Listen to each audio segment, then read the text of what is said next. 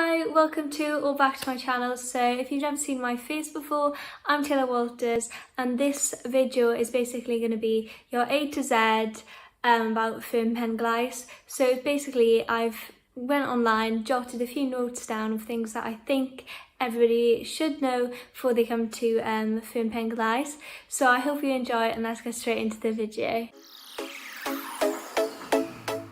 Right, so first things first is the capacity. So basically about 1,000 students can stay at Fferm Penglais. I know there's loads of people there. So it's split between 22 blocks.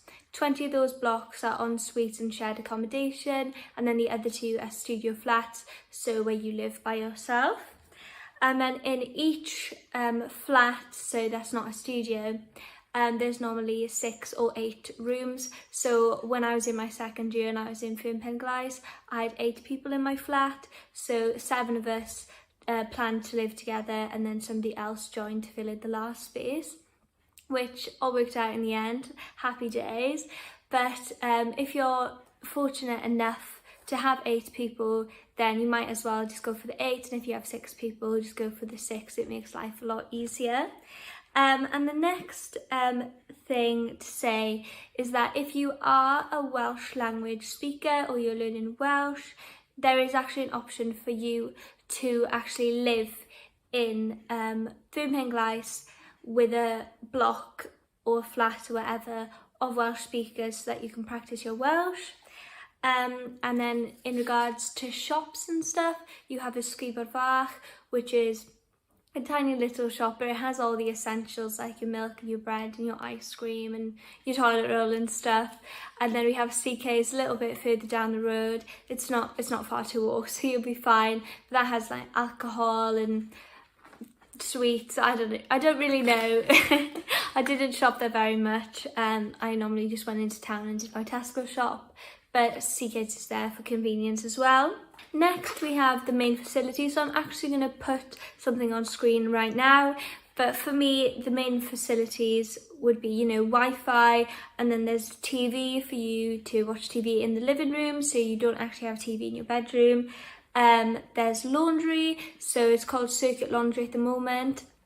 So you'll have an app and you'll scan the QR code and then you'll pay that way for your laundry. I think it's about £2.50 a wash and then £1.80 for a dry. So it's really up to you what you fancy doing. I normally put my washing on and then took it back to my room and just put it on like a clothes rack and used to dry that way. So that's that. And there's cycle storage, so a place where you can put your bikes and stuff, and it is very safe, so you don't need to stress about your bike being stolen or anything. There's bookable rooms actually in a Sgwybr building. So in that building you can book a room for study time, or if there's a group project that you need to do and you can't find a space, then you can always book rooms. There's also rooms in the library that you can book as well, so that's always a good thing. And the most important thing is parking. So if you have a car, you can actually park your car. There's quite a long car park, so you don't need to stress about parking. But you do have to get you need to pay for something to be able to park there, but I can't imagine it's a lot. I never paid for it because I don't have a car. I'm still learning to drive, but hopefully I'll pass my test soon. Something that's really, really important actually is that the hobs in the kitchen are induction hobs. So pure aluminium and copper pans will not work on it, so you're gonna have to get some other ones. I don't know what it's called, but induction hobs, it should be fine. And yeah, you have to use those for your cooking. Normally it's a 40-week lease, but I think that can depend and vary on your situation, but I think it's 40 weeks.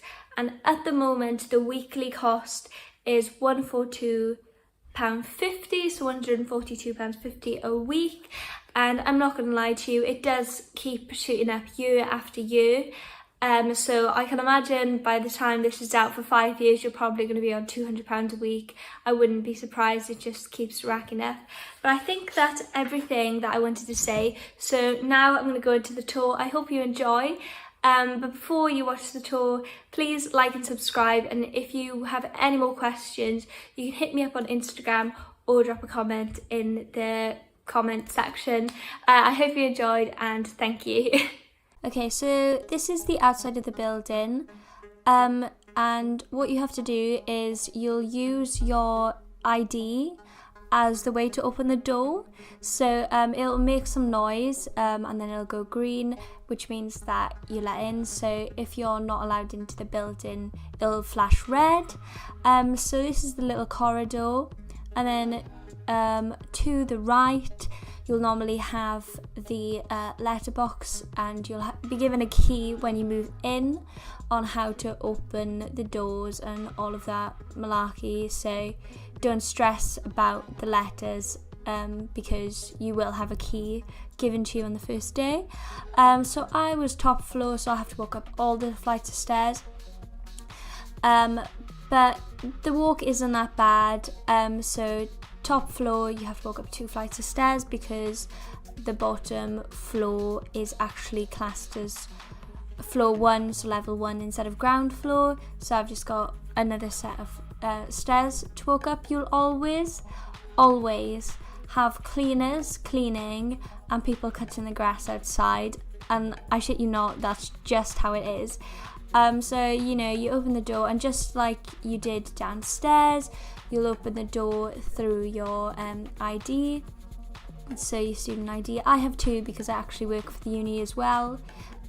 So you go in. I'm in a flat of 8. You can be in a flat of 6, but I'm in a flat of 8, so that's what a flat looks like of 8 people. Really wanted to not clear it. I wanted it to be the reality of living in student living. So the bins, you can see they're full, it's a bit of a mess, all of that. You're not going to live somewhere that's clean all the time. So, this is it quite, bad for our flat. But you get a bin, you get 2 sinks, 2 hobs, 2 ovens, a dishwasher, food bin, 2 fridges, TV, everything you need, and more actually, to be honest. So you can see outside, great view. And then that's basically it. If you do want to see the room tour, I have already got one on my channel, so I'll put it somewhere on screen, or the link will be in the description box. So please do check that out, but that's just the gist of what the rooms look like.